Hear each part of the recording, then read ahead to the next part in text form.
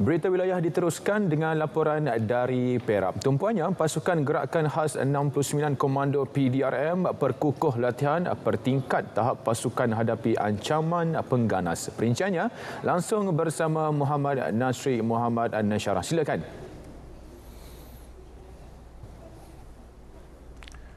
Baik, terima kasih Alif. Latihan dalam perkhidmatan LDP Counter Terrorist Team Pasukan Gerakan Khas 69 Komando Polis Diraja Malaysia PDRM merupakan latihan penting untuk meningkatkan tahap kemampuan dan teknik pasukan khas dalam menghadapi ancaman pengganas di kawasan tumpuan orang ramai, khususnya di lapangan terbang dan stesen kereta api. Bertempat di Akademi Kereta Api Malaysia Maira Batu Gajah, latihan yang dijalankan mirip operasi dan ancaman sebenar yang dihadapi pasukan elit PDRM itu. Komander 69 Komando SAC Dato' Abdul Razak Muhammad Yusof berkata, latihan diadakan untuk meningkatkan kemahiran dalam penugasan pasukan 69 Komando mengenai sesuatu keputusan yang perlu diambil ketika menghadapi ancaman pengganas. Kita tak mau jadi macam pelanduk, kan? Sebab dia selalu lupakan jerat. Jerat tak lupakan pelanduk. Jadi kita sentiasa kena ingatkan jerat di mana dan kemungkinan selain pada pesawat kapal terbang,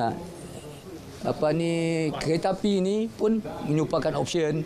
Bas juga merupakan option. Kapal terbang kapal pun merupakan option, kan?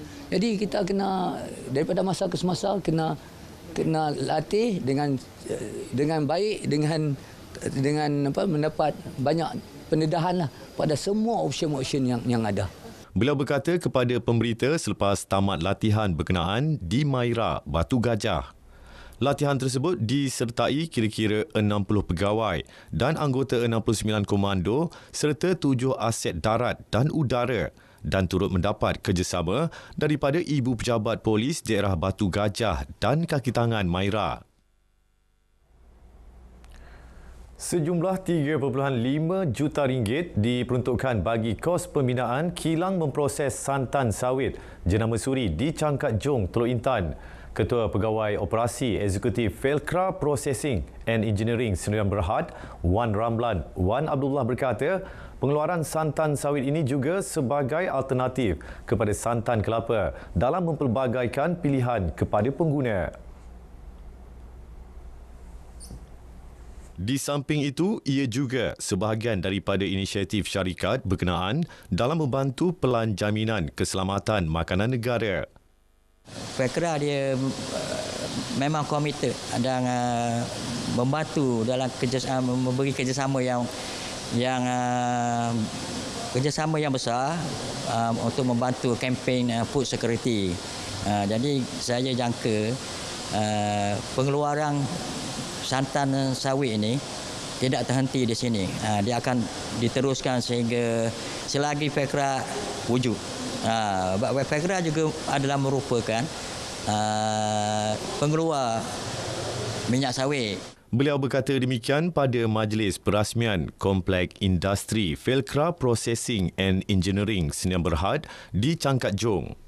Kilang pengeluaran secara komersial itu mampu memproses 60 tan metrik santan sebulan berbanding 20 tan metrik sebelum ini.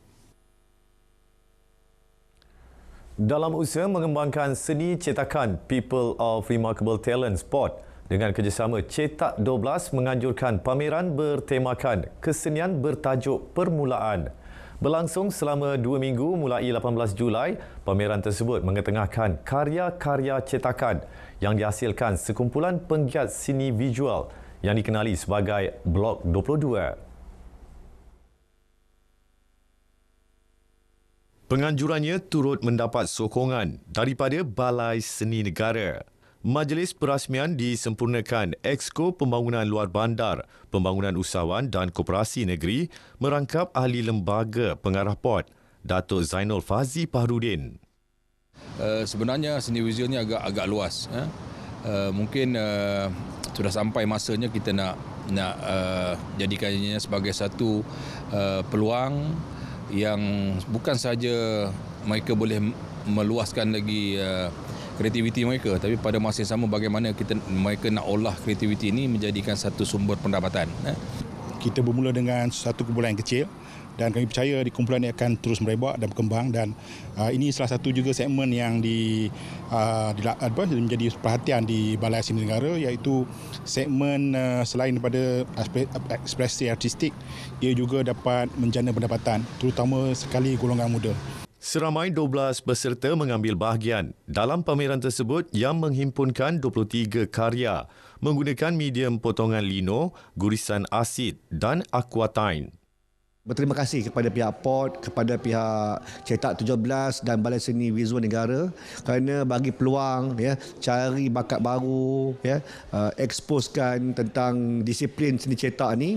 So daripada situ insya-Allah saya akan cuba menyampaikan ilmu yang ada pada saya ini untuk melahirkan ramai lagi pelajar yang berminat dalam disiplin seni cetak ni. Mereka yang berminat boleh mengunjungi pameran di Black House Spot bermula pukul 9 pagi hingga 5 petang. Masuk adalah percuma. Paparan itu mengakhiri berita wilayah dari Perak. Untuk berita selanjutnya, kembali bersama Alif di Angkasa Puri. Silakan Alif. Baik, terima kasih Nasrid.